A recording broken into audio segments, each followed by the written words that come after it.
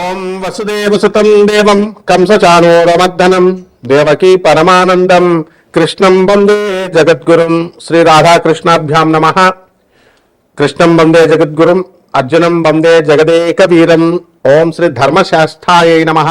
స్వామి శరణమయ్యప్ప. మనము ఈ యొక్క శనిగ్రహము వక్రించి మనకి మీనరాశిలో ఉన్నాడు. మరి కార్తీక మాసం వచ్చేసరికి భక్తులంతా కూడా, అయ్యప్ప స్వామి భక్తులంతా కూడా నల్లని వస్త్రాలు ధరించి మనం అయ్యప్ప స్వామి కొండ మీదకి వెళ్తాం. అయితే ఈ నల్లది అనేటటువంటి వస్త్రాలు అజ్ఞానంలో ఉన్నారు. ఆ అజ్ఞానాన్ని పోగొట్టుకోవడం కోసం మనం అయ్యప్ప కొండకి వెళ్తున్నాం, నల్లని వస్త్రాలు ధరిస్తున్నాం, జ్ఞానం ఇస్తాడు అని పండితులు చెప్తా ఉంటారు. ఇదంతా పక్కన పడేసేయండి. ఇప్పుడు జ్ఞానం ఎవరికి అవసరం లేదు. ఇప్పుడు అందరికి కావాల్సింది ఏంటండి? డబ్బు, భౌతిక లోకంలో ఉన్నటువంటి సమస్యల పరిష్కారం అవ్వాలి. ఇది అయ్యప్ప స్వామి చేయగలడా? ఇది శనీశ్వరుడు చేయగలడా?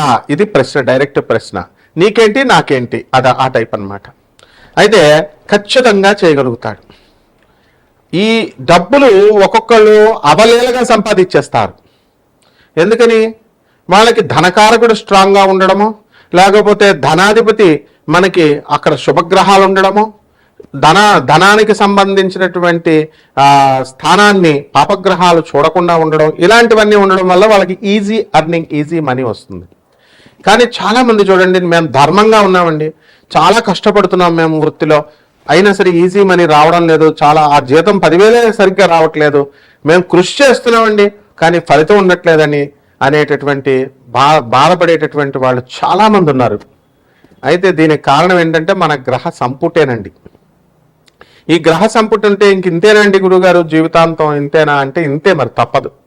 కానీ under special description power of lord Saturn and under the special description powers of lord Ayyappa your evil effects can be nullified.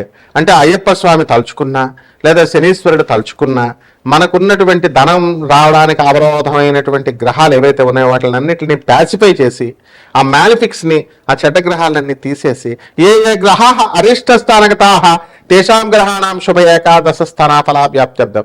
ఏ గ్రహాలు అయితే చెడ్డ స్థానాల్లో ఉన్నాయో ఆ గ్రహాలన్నింటినీ కూడా శుభస్థానాల్లోకి మనం రప్పించగలుగుతాము అని చెప్పేసి ఈ శాస్త్ర వచనం అన్నమాట. కాబట్టి ఆ రకంగా అయ్యప్ప స్వామి 41 రోజులు మనం ఎవరైతే దీక్షగా చేస్తామో, మండల దీక్షతో అయ్యప్ప స్వామి వారి యొక్క ఆరాధన, ఖచ్చితంగా వాళ్ళ యొక్క సమస్యలన్నీ కూడా తీరుపుతాయండి.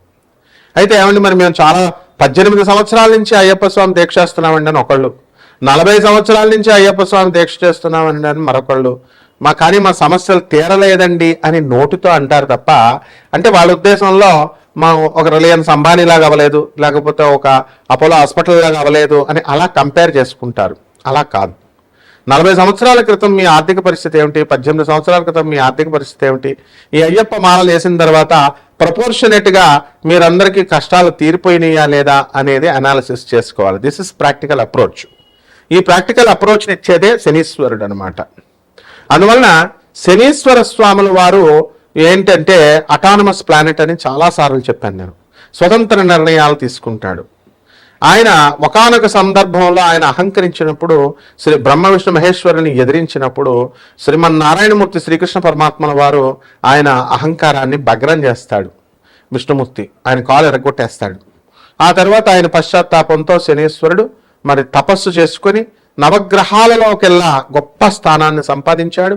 తన తండ్రి అయినటువంటి సూర్యుడి కంటే కూడా ఉచ్చ స్థితిలో ఉండే విధంగా, గ్రహం ఎత్తులో ఉండే విధంగా ఆయన తన వ్యక్తిత్వ నిర్మాణాన్ని చేసుకున్నాడు. ఆ విధంగా మనందరం కూడా ఇది ఎప్పుడు సాధ్యమవుతుందండి అంటే శని మీనరాశిలో ఉన్నప్పుడు మాత్రమే సాధ్యమవుతుంది. 12 సంవత్సరాలు కాదండి, ఇలా రావాలి అంటే 30 సంవత్సరాలు పడుతుంది ఒక చక్రం రావడానికి. మళ్ళీ 30 సంవత్సరాల దాకా రాదు, 60 సంవత్సరాల వయసు వస్తుంది, ముసలోడైపోతాం. కాబట్టి మళ్ళీ ఇంకొక 30 సంవత్సరాలకు వస్తుంది, 90 సంవత్సరాలు వస్తుంది, పైకి టపా కట్టేస్తాం. అందువల్లనే ఏలినాటి శని, అర్ధాష్టమ శని, అష్టమ శని డేంజర్ అంటాం. మొదటిసారి వచ్చేటటువంటి ఏలినాటి శని ప్రభావం వలన మనకి ఏమవుతుందండి, చక్కగా పొంగులాంటి శని అన్నారు, పైకి వచ్చేస్తాం మనం. ఏమండి, తర్వాత మంగు శని, తంగు శని, పొంగు శని అని అంటాం. మొదటిసారి మన చిన్నతనంలో వచ్చేస్తుంది. దాన్ని ఏంటంటే మంగు శని అంటాం. మంగు శని అంటే ఏంటండి, పడుకుని ఉంటుంది, అంటే స్లోగా వస్తుంది. రెండోసారి ఎవ్వరికైనా సరే ఏలినాటి శని పొంగు శని అంటే మంచి యవనంలో ఉంటాడు, మదమెక్కిపోయినటువంటి వాళ్ళు కూడా ఉంటారు, యవనంలో కామంతో ఉన్నటువంటి వాళ్ళు ఉంటారు. అటువంటి వాళ్ళందరికీ కూడా పెళ్ళిళ్ళు అవుతాయి, కోరికలు తీరుతాయి, బిల్డింగ్లు కడతారు, సంపాదన పెరుగుతుంది. అండ్ ఉచ్చనీచాలు తెలియకుండా, అంటే డబ్బు వచ్చినప్పుడు మనకి మదం ఎక్కుతుంది, మదం ఎక్కినప్పుడు మనకి పేదవాళ్ళు కనబడరు, వికలాంగులు కనబడరు, తర్వాత వీళ్ళు కనబడరు, ఎవరు సాధువులు కనబడరు. ఎంతసేపు 4 బిల్డింగ్లు కట్టాలా, 6 బిల్డింగ్లు కట్టాలా, ప్రేమ వ్యవహారాల్లో సఫలం అవ్వాలా, లవర్ అడిగితే బంగారాలు కొనాలా, లేకపోతే పిజ్జాలు బర్గర్లు రెస్టారెంట్స్కి తిప్పాలా, ఈ టైపులో ఉంటారు తప్ప ఆ పొంగు శని వచ్చినప్పుడు, శనీశ్వరుడు మనకి ఇచ్చినప్పుడు ధర్మంగా మనం ఉందాము, కలి యొక్క కబ్జాలకు వెళ్ళకూడదు. You should not go in to the clutches of Satan, clutches of కలి పురుష. అంతేగాని కృష్ణుడి పార్టీలో ఉండాలా అని ఎవ్వరూ అనుకోరు, ధర్మం వైపు ఉండాలని. అలాగే 3వ శని వచ్చేసరికి తంగు శని, అంటే ఏం చేస్తుందంటే పడుకోబెట్టేస్తుంది, చంపేస్తుంది మనల్ని. అందువల్ల తంగు, మంగు, పొంగు 3 ఉంటాయి. అలాగే అర్ధాష్టమ అష్టమ శనుల్లో మనకి లైఫ్కి డిసిప్లిన్ నేర్పిస్తుంది, కష్టాలను ఇస్తుంది. ఆ కష్టాలను ఇచ్చినప్పుడు మళ్ళీ 2వసారి 3వసారి మనం ప్రయత్నించాలనేటటువంటి దాన్ని నేర్పిస్తుంది. కాబట్టి ఈ యొక్క అయ్యప్ప స్వామి దీక్షల్లో ఎవరైతే 41 రోజులు మన కఠిన నియమాలతో ఉన్నప్పుడు సాధన చేసినప్పుడు తప్పకుండా వాళ్ళ ఆత్మవిశ్వాసం బాగుంటే వాళ్ళ కోరికలన్నీ కూడా తీరిపోతాయండి, అయ్యప్ప స్వామి తీర్చేస్తాడు. మీరు ఎందుకు చేస్తున్నారండి 41 రోజులు అసలు దీక్ష? సప్తాహ దీక్షతో పరీక్షిత్ మహారాజు శాపం వచ్చింది ఆయనకి. 7 రోజుల్లో సర్పరాజు అయినటువంటి తక్షకుడే నిన్నొచ్చి కాటు వేస్తాడని ఒక ఋషి కుమారుడు శాపం పెట్టిన తర్వాత అతను 47 రోజుల్లో మోక్షం వస్తుందా, అసలు జీవిత పరమార్థం తీరుతుందా అని చెప్పి జనమేజయుడిని, శుకుణ్ణి, వ్యాస మహర్షిని అందరినీ పిలిచినప్పుడు శుకబ్రహ్మ వచ్చి భాగవత సప్తాహం చేసినప్పుడు సప్తాహ దీక్షతో అతనికి మోక్షం వచ్చింది. అప్పుడు కూడా పరీక్షిత్ మహారాజు ఏమడుగుతాడంటే 7 రోజులు చేయాల్సిందేనా అండి, లేదా ఒక్క రోజులో ఎప్పుడైనా 7 రోజుల్లో మనకి మోక్షం వచ్చినటువంటి ఉదంతాలు చరిత్రలో ఉన్నాయా అని అడిగితే, పిచ్చోడా ఒక్క క్షణంలో కూడా ఉందిరా భాగవతంలో, కృష్ణ అనేటువంటి నామాన్ని జపించితే 1 నిమిషంలోనే మరుక్షణంలో కూడా మోక్షం పొందినటువంటి ఉదంతాలు ఉన్నాయి అని చెప్పేసి శుకబ్రహ్మల వారు భాగవత ప్రామాణికంగా తీసుకొని చూపించారు. కాబట్టి ఎంత అథారిటేటివ్గా చూపించారు, ఎంత అథెంటిక్గా చూపించారు. కాబట్టి మనము అయ్యప్ప స్వామి ధర్మశాస్త్ర అంటే ధర్మాన్ని శాసిస్తాడు ఆయన. అందువలన ధర్మం వైపు నడుచుకున్నటువంటి వాళ్ళకి ఖచ్చితంగా ఆయన కోరికలు తీరుస్తాడు. శనీశ్వరుడు కూడా న్యాయ దేవత, ధర్మ దేవత. అందువలన వీళ్ళిద్దరికీ కూడా చాలా పోలికలు ఉంటాయన్నమాట. అందువలన మహిషము ఆయన ఏం చేశాడు, మనకి మహిషాసురుని చంపాడు. మహిషిని, ఆయన భార్య అయినటువంటి మహిషి అజ్ఞానాంధకారంలో ఉంటే ఏం చేస్తామంటే మనం ఎవరు చెప్పింది వినం.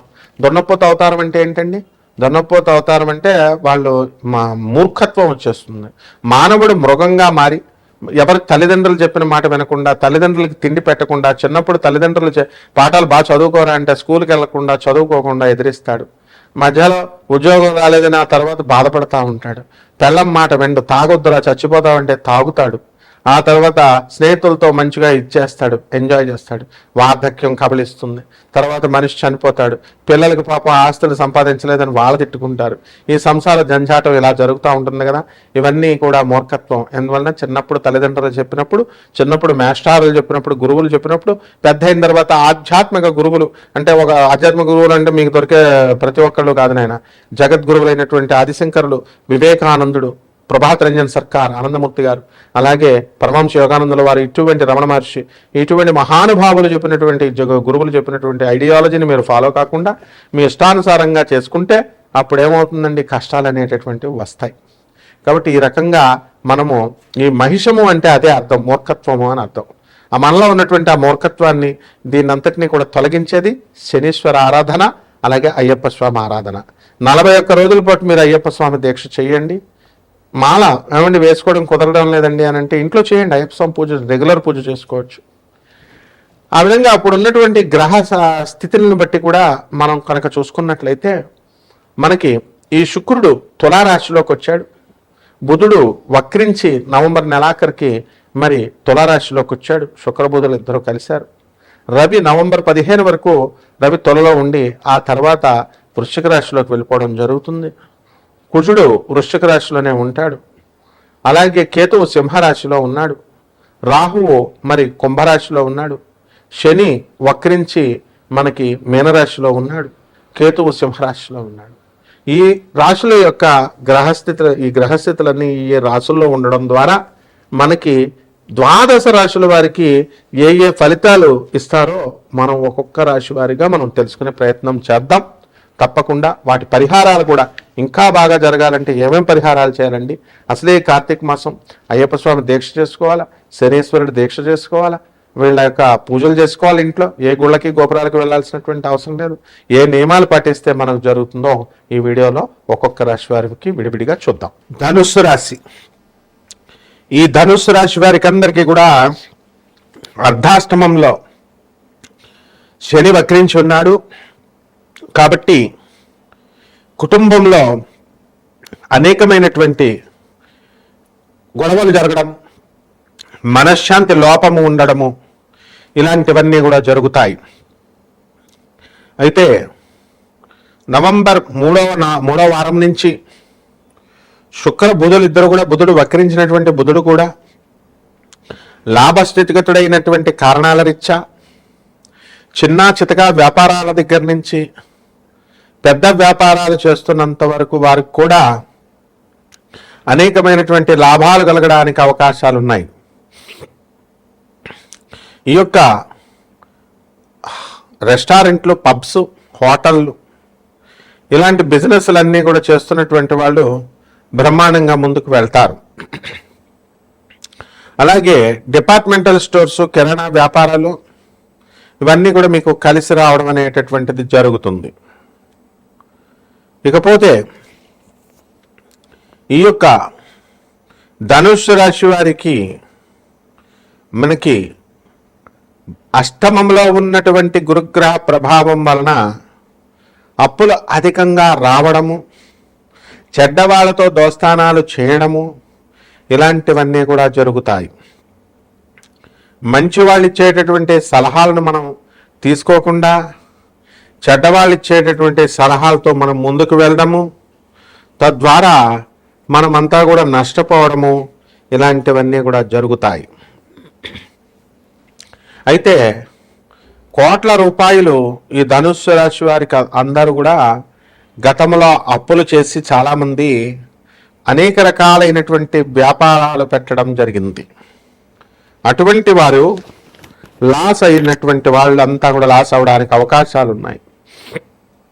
ఏమండి, మేము వ్యాపారాలు స్టార్ట్ చేశాము, మరి అవన్నీ కూడా ఆ వ్యాపారాలు మాకు ముందుకు వెళ్ళడం లేదండి అని బాధపడుతున్నటువంటి వాళ్ళంతా కూడా మీకు ముందుకు వెళ్ళవు. కారణం, మీకు గురుడు బలం లేదు. చెడ్డవాళ్ళతో దోస్తానాలు చేస్తారు, మిమ్మల్ని నమ్మరు ప్రజలు. అటువంటి వాళ్ళకందరికీ కూడా నోటి దగ్గరికి వచ్చి అపార్ట్మెంట్లు ఆగిపోవడము, లేదా స్థలాలన్నీ కూడా ఆగిపోవడము, ఇలాంటివన్నీ కూడా జరుగుతాయి. గతంలో మేము కట్టినటువంటి ఇళ్ళు కానీ, అపార్ట్మెంట్లు కానీ, స్థలాలు కానీ, లేదా ఇతర వ్యాపారానికి సంబంధించినటువంటి ఏ ప్రొడక్ట్ అయినా సరే వెంటనే అమ్ముడైపోయేది ఇంత లేటుగా అవడం ఏమిటండి, ఇంత ఇదిగా ఏంటండి దీనికి కారణము అని అంటే ఖచ్చితంగా ఇవన్నీ కూడా అవ్వకపోవడానికి అవకాశాలు ఎక్కువగా ఉంటాయి. కాబట్టి ఈ రాశి వారికి అందరికీ కూడా మనము ఈ ధనుస్సు రాశి వారికి కొన్ని పరిహారాలు చేసుకోవాల్సినటువంటి అవసరం ఉంది. దానికి మనము రవి జపము చేసుకోవాలా, రవి స్తోత్రాలు చదువుకోవాలా. అలాగే శని వక్రించి ఉన్నాడు కాబట్టి శని జపం చేయాలా, శని స్తోత్రాలు చదవాలా. శనికి కిలోంపావు నల్ల నువ్వుల్ని, నల్లని వస్త్రాలను ఇచ్చి పేద బ్రాహ్మణులకి శనివారం నాడు ఉదయం 8 గంటలకి దానం చేసుకోవాలా. దశమహావిద్యల్లో ఒకటైనటువంటి మహాకాళి అమ్మవారి యొక్క హోమాన్ని కానీ, ఆమె యొక్క మంత్ర జపాన్ అనుష్ఠానాన్ని కానీ మీరు చేసుకోవడం ద్వారా అద్భుతంగా ఉంటుంది మీకు. అదేవిధంగా ఆదివారం నాడు సూర్య నమస్కారాలు చేసుకోవడము, తెల్ల జిల్లేడు పువ్వుల్ని, మామూలు జిల్లేడు పువ్వుల్ని మీరు సూర్యుడికి సమర్పించడము, సూర్యుడికి అర్ఘ్యాలు ఇవన్నీ వదలడము, అలాగే రావి చెట్టు చుట్టూ ప్రదక్షిణాలు చేసుకోవడము, ఓం శనేశ్వరాయ నమః అంటూ పూజ చేసుకోవడం, అలాగే శనికి అయ్యప్ప స్వామి వారికి నిరంతరము లైఫ్ లాంగ్ పూజ చేసుకోవడం ద్వారా అద్భుతంగా ఈ యొక్క ధనుసు రాశి వారికి సమయంలో ఉంటుంది. శుభమస్తు.